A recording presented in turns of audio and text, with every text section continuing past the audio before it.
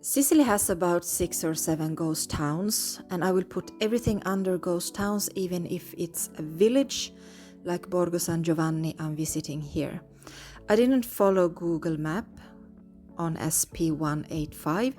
Instead, I followed SP5 uphills, because this way I walked 20 minutes downhills instead of uphills 2.9 kilometers.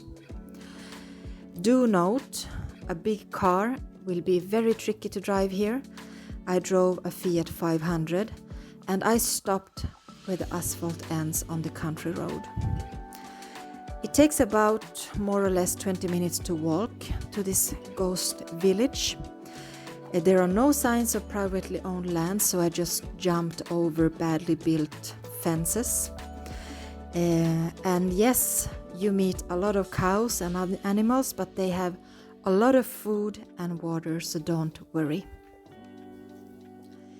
These ghost towns were built by the Region of Sicily in the 50s and they were meant for the farmers.